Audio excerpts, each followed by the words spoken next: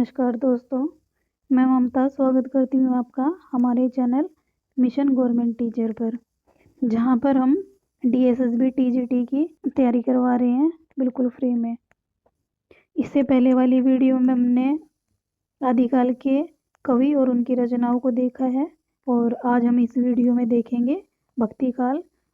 और भक्तिकाल के अंदर हमने ये वीडियो बड़ी ना हो, इसको दो भागों में करेंगे। जो आज हम लेके आए हैं ये इसका पहला भाग है, जिसके अंदर हम देखेंगे कि भक्तिकाल जो है वो किन किन भागों में बटा हुआ है और इसकी जो निर्गुण शाखा है उसमें ज्ञानाश्री और प्रेमाश्री यानी कि संत और सूफी काव्य धारा उसके कवियों को हम देखेंगे और उन कवियों की रचनाओं को देखेंगे। तो चलिए शुरू करते हैं। पहले हमारा आता है आदिकाल और आदिकाल के बाद हमारा ये दूसरा काल है जिसको हम बोलते हैं भक्तिकाल। और भक्तिकाल की समय सीमा है वो कितनी है, 1375 से लेके 1700 विक्रमी संवत तक। अब देखते हैं कि भक्तिकाल जो है वो इसको कितने भागों में बांटा हुआ है। ये हमारा दो भागों में बटा हुआ है। सबसे पहले हमारी आएगी निर्गुण शाखा और दूसरी आएगी हमारी सगुण शाखा। अब हम अगर निर्गुण शाखा की बात करते हैं तो निर्गुण शाखा भी जो है वो दो भागों में बटी हुई है। कौन कौन सी, एक तो हमारी होगी है ज्ञानाश्री शाखा और दूसरी होगी हमारी प्रेमाश्री शाखा। जो ज्ञानाश्री शाखा हमारी इसी को हम बोलते हैं संत काव्यधारा, और जो हमारी प्रेमाश्री शाखा है या प्रेम मार्गी शाखा है उसको हम बोलते हैं सूफी काव्यधारा। दूसरा आता है हमारा सगुण धारा, और ये जो है सगुण धारा ये भी दो भागों में बटी हुई है, जिसके अंदर सबसे पहले आएगा हमारा राम भक्ति शाखा और दूसरी आएगी हमारी कृष्ण भक्ति शाखा। तो सबसे पहले हम देखेंगे कि निर्गुण जो हमारी धारा है उसके अंदर हम देखेंगे प्रमुख संत कवि और उनकी जो है रचनाएं कौन कौन सी हैं। तो प्रमुख अगर संतों की बात करें इसके अंदर कौन कौन से हैं, सबसे पहले नाम आता है नामदेव का। इनको जो है वो इसी क्रम में याद करना है। बहुत बार जो है एग्जाम में ये क्रम इसी तरह पूछा गया है कि कौन सा जो है वो किसके बाद है, क्रम में इनको इसी में याद रखना है।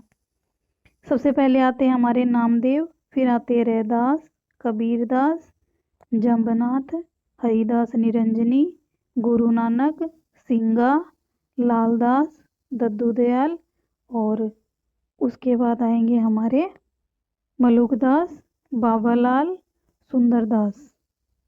ठीक है, ये हमारे क्या हैं, प्रमुख कवि हैं। अब हम इनकी रचनाओं को देखेंगे कि ये जो कवि हैं इनकी रचनाएं कौन कौन से हैं। सबसे पहले नाम आता है नामदेव का। नामदेव जो है इनकी रचना है अभंग, जो किस में है, मराठी में है। और जो इनकी हिंदी की रचनाएं हैं वो गुरु ग्रंथ साहिब में संकलित है। नामदेव जो है वो दोनों ही प्रकार की उन्होंने रचनाएं की हुई है, सगुण भी और निर्गुण भी। जब ये सगुण भक्ति के पद लिखते थे तब इनकी भाषा ब्रज भाषा होती थी, और निर्गुण पदों की भाषा इनकी कौन सी होती थी, खड़ी बोली या सदुकड़ी।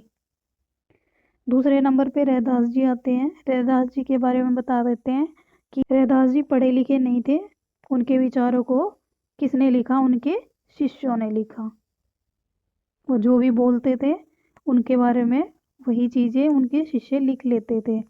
तो इनके बारे में अगर इनकी रचनाओं की बात करते हैं तो इनके जो है संत वाणी एवं आदि ग्रंथ में संकलित पद हैं इनके द्वारा बोले हुए। अनंत दास, उन्होंने रैदास की परिचय लिखा है।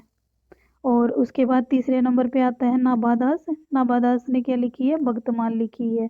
और चौथी जो है वो सटीक भक्तमाल। ये इनकी रचनाएं हैं। अब तीसरे नंबर पे आते हैं कबीरदास जी। कबीरदास जी भी पढ़े लिखे नहीं थे। इनकी वाणी को भी इनके शिष्य जो धर्मदास जी हैं उन्होंने बीजक नाम से लिखी है। जो कब लिखी थी इन्होंने, 1464 ईस्वी में। और इसको इन्होंने 3 भागों में बांट दिया था इसी बीजक को। में सबसे पहले आता है रामायणी, शब्द और साखी। अब जो है चौथे नंबर पे आते हैं जम्बनाथ। इनकी कोई भी रचना उपलब्ध नहीं है इस समय पर, तो इनकी रचनाएं नहीं दी गई हैं। उसके बाद हम बात करते हैं 5वें नंबर पे हरिदास निरंजनी की। हरिदास निरंजनी जो है उनकी रचनाएं हैं अष्टपदी योग ग्रंथ, निरपक्ष मूल ग्रंथ, ब्रह्मस्तुति, समाधि योग ग्रंथ, संग्राम योग ग्रंथ, पूजा योग ग्रंथ, हंस प्रबोध ग्रंथ। ये इनकी 7 रचनाएं हैं। उसके बाद आते हैं गुरु नानक जी। गुरु नानक जी की रचनाएं देखते हैं, इनकी कौन कौन सी महत्वपूर्ण रचनाएं हैं। सबसे पहले आएगी जपू जी, आसदी बार, रही रास, सोहीला, रोहीला, नसीहतनामा। और जो ये नसीहतनामा है ये कौन सी में है, खड़ी बोली में है। उसके बाद आते हैं सिंगा। अब सिंगा जी हैं, उनकी रचनाएं हैं सिंगा जी का दृढ़ उपदेश, सिंगा जी का आत्मबोध, सिंगा जी का दोष बोध, सिंगा जी का नरद, सिंगा जी का शरद, सिंगा जी की वाणी, सिंगा जी की वाणीवली, सिंगा जी का सातवार, सिंगा जी की 15 तिथि, सिंगा जी की 12 मासी, और उसके बाद है सिंगा जी के भजन। ये जो है 11 महत्वपूर्ण रचनाएं सिंगा जी की हैं। उसके बाद हम बात करते हैं लालदास जी की। लालदास की क्या है, लालदास की चेतावनी, ये इनकी रचना है। उसके बाद आते हैं दद्दू दयाल। हरडेवाणी जो है वो इनके शिष्य थे संतदास और जगन्दास। ये जो 2 शिष्य थे इनके, इन्होंने मिलकर लिखी थी ये। उसके बाद आती है अंगबधू। ये जो अंगबधू है इसी हरडेवाणी का जो है दोबारा से इसको क्या किया था, पुनः इसको लिखा था। और किस नाम से लिखा था, वो अंगबधू नाम से लिखा था। इनके एक और जो तीसरे महत्वपूर्ण शिष्य थे रजब ने। उसके बाद आती है काया बोली, और ये जो है चौथे नंबर पे आती है अनभेवाणी। अब इसमें से जो हमारी ये दोनों रचनाएं हैं काया बोली और अनभेवाणी, ये दोनों ही उपलब्ध नहीं है इस समय पर।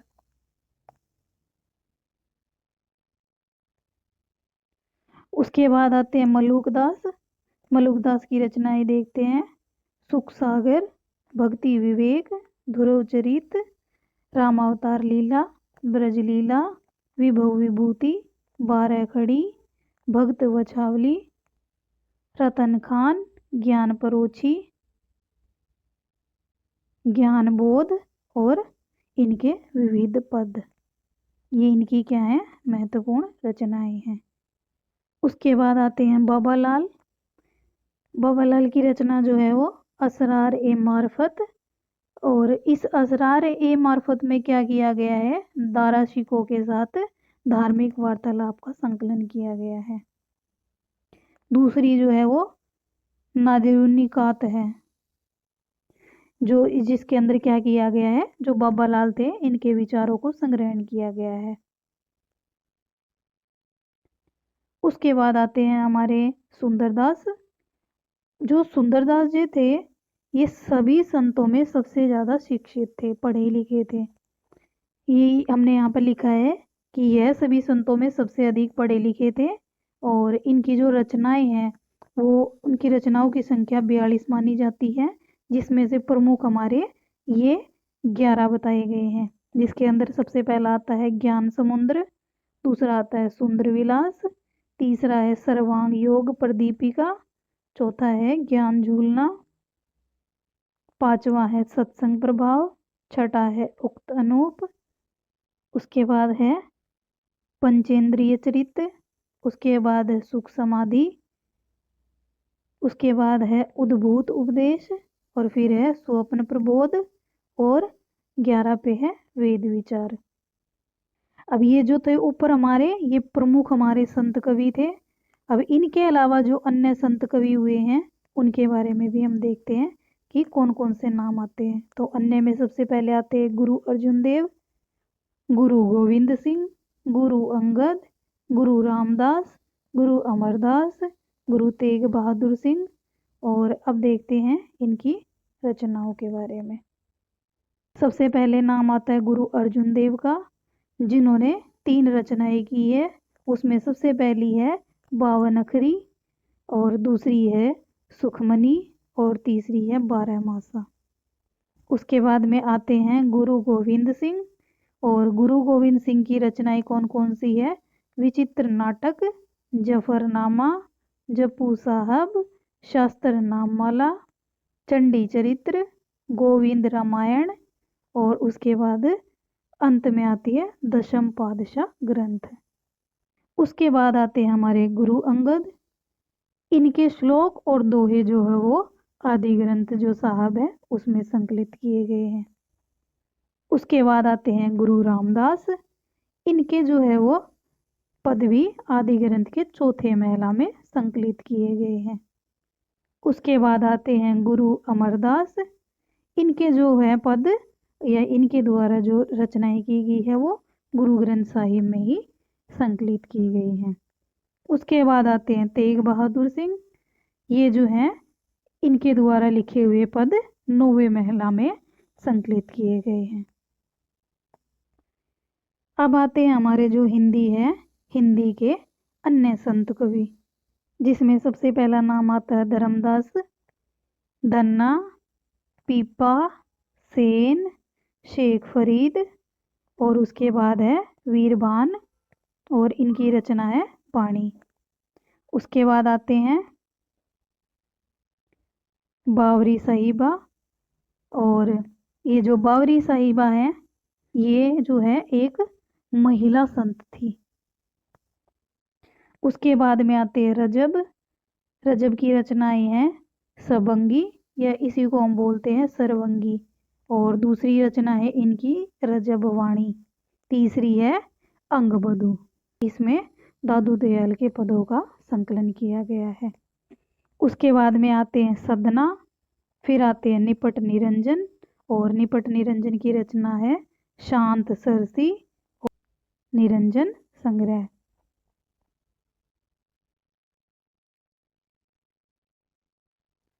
उसके बाद आते हैं अक्षर अनन्य, और अक्षर अनन्य की रचना है राजयोग, विज्ञान योग, ध्यान योग, सिद्धांत बोध, विवेक दीपिका, ब्रह्म ज्ञान और अनन्य प्रकाश।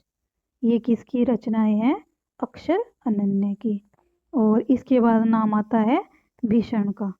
तो ये थे हमारे हिंदी के जो अन्य संत कवि हैं वो सभी। अब हम बात करते हैं रीतिकालीन संतों की। अब रीतिकालीन संत जो है, हम सोचेंगे कि यहाँ पर रीतिकालीन संत कहाँ से आ गए हैं। तो जब भी हम संतों की बात करते हैं तो कुछ संत जो है वो रीतिकाल में भी हुए हैं, जो अगर उनकी समय सीमा को देखा जाए तो रीतिकाल के जो है वो संत कवि हैं। लेकिन अगर उनका जो काव्य है, उनकी जो रचनाएं हैं उनको देखा जाए तो किस प्रकार की थी, वो संत धारा की रचनाएं थी। तो इसलिए उनको इसी के अंतर्गत पढ़ेंगे कि जो रीतिकाल के अंदर संत हुए हैं वो कौन कौन से हुए हैं। तो इसके अंदर हम बात करते हैं सबसे पहले दरिया साहब की। अब जो दरिया साहब हैं वो भी दो हुए हैं। एक जो सबसे पहले दरिया साहब हैं वो जो हैं कब हुए थे? 1674 ईस्वी में। अब ये जो है कहाँ के रहने वाले थे? बिहार के रहने वाले थे, और ये जो थे वो दरिया पंथ के संस्थापक थे, और इनको जो है कबीर का दूसरा अवतार कहा जाता था। और इनकी रचनाएं कौन कौन सी है? दरिया सागर और ज्ञान दीपक। उसके बाद में जो दूसरे दरिया साहब हुए हैं वो कब हुए थे? 1676 ईस्वी में, और ये कहाँ के रहने वाले थे? ये मारवाड़ के रहने वाले थे। और इनको किसका अवतार माना जाता है? जो दद्दू दयाल हैं या दादू दयाल हैं उनका दूसरा अवतार माना जाता है। और जो है इनकी कोई भी रचना उपलब्ध नहीं है। उसके बाद आते हैं हमारे तीसरे नंबर पे चरणदास जी जो हैं हमारे। अब इनके जो है वो रचनाएं देखते हैं कौन कौन सी हैं। सबसे पहले आती है धर्म जहाज, अष्टांग योग, ब्रज चरित, योग संदेह सागर, भक्ति सागर, षटक्रम, हठ योग वर्णन, योग विज्ञान, ज्ञान स्वराज, ब्रह्म ज्ञान सार, और उसके बाद आता है ज्ञान सर्वोदय, अमरलोक, अखंड धाम वर्णन। ये इनकी क्या है? महत्वपूर्ण रचनाएं हैं। चरणदास जी हैं, उनकी जो है वो 2 प्रसिद्ध शिष्याएं हुई हैं, जिनके कारण इनको जो है प्रसिद्धि मिली थी, जिनके कारण ही ये क्या हुए थे, लोकप्रिय हुए थे। वो कौन कौन सी थी? एक थी सहजोबाई और दूसरी थी दयाबाई। जो सहजोबाई थी उनकी रचना है सहज प्रकाश, और दयाबाई जो है उनकी 2 रचनाएं हैं, दयाबोध और विनय मलिका। और जो विनय मलिका है, इसके अंदर क्या दिया गया है, जो मीरा ने विषपान किया था उसके बारे में उल्लेख किया गया है। उसके बाद आते हैं चौथे नंबर पे पलटू दास। और जो पलटू दास है, इनकी कोई भी रचना उपलब्ध नहीं है। जो संत कवि हैं वो देख लिए कौन कौन से हुए हैं। अब इसके बाद हम किसकी बात करते हैं, जो प्रमुख सूफी कवि हुए हैं वो, और उनकी रचनाएं कौन कौन सी हैं। तो सबसे पहले नाम आता है असाइद का। असाइद की रचना है हंसावली, जो कब लिखी गई थी, 1370 ईस्वी में। उसके बाद नाम आता है दूसरे पे मुल्ला दाऊद का, जिनकी रचना है चंदायन, जो 1379 ईस्वी में लिखी गई थी। उसके बाद तीसरे नंबर पे आते हैं दामोदर कवि, जिनकी रचना है लखम सेन पद्मावती कथा। उसके बाद आते हैं ईश्वर दास। ईश्वर दास की रचना है सत्यवती कथा, जो इम्पोर्टेंट है। उसके बाद आते हैं कुतुबन। कुतुबन जो है इनकी रचना है मृगावती। उसके बाद छठे नंबर पे आते हैं गणपति। गणपति की रचना है माधवानल कामकंदला।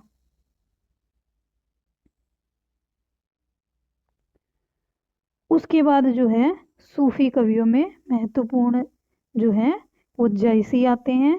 जयसी की रचना है पद्मावत, अखरावट, आखिरी कलाम, चित्ररेखा, कहरनामा, कन्हावत, मसलानामा।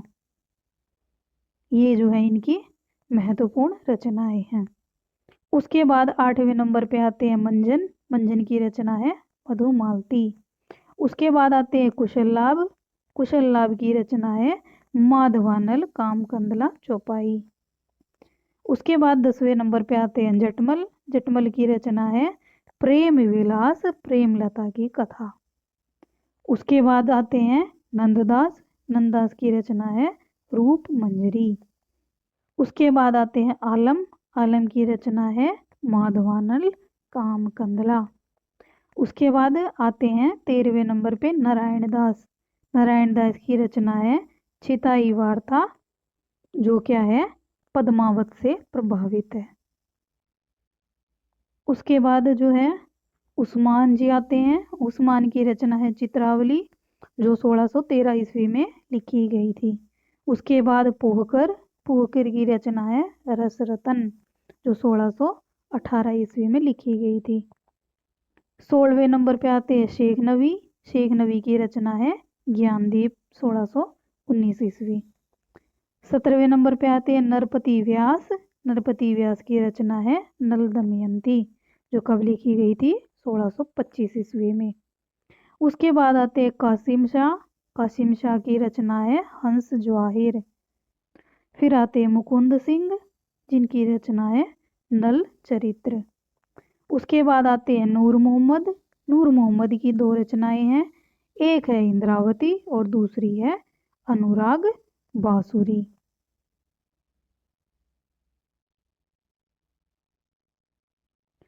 उसके बाद जो है हमारे आते हैं जान कवि। अगर इनकी कुल रचनाएं देखी जाए तो कुल रचनाएं इनकी कितनी है, 78 है। और उनमें से जो प्रमुख है वो हमने यहाँ पर ली हुई है। प्रमुख में सबसे पहले आएगी कथा रत्नावली। उसके बाद आएगी कथा कनकावती। फिर आएगी कथा मोहिनी, कथा कनवलावती, कथा नल दमयंती, कथा कलावंती, कथा रूपमंजरी, कथा पिंजरश्याम सहीजा देवलेंद। उसके बाद आएगी कथा कलंदर, और फिर आएगी ग्रंथ लैले मजनू। ये जो है प्रमुख रचनाएं थी किसकी, हमारे सूफी कवियों की। तो आज हमने देखा इस वीडियो के अंदर तो है हमारा भक्ति काल। दो भागों में बटा हुआ था। एक था सगुण धारा और दूसरी थी निर्गुण धारा। और उसके आज हमने जो पहला भाग है उसको देखा है, जिसमें हमने निर्गुण धारा के जो सूफी और संत कवि हैं उनकी रचनाओं को देखा है। वीडियो पसंद आई हो तो चैनल को सब्सक्राइब कीजिए और वीडियो को लाइक कीजिए। धन्यवाद।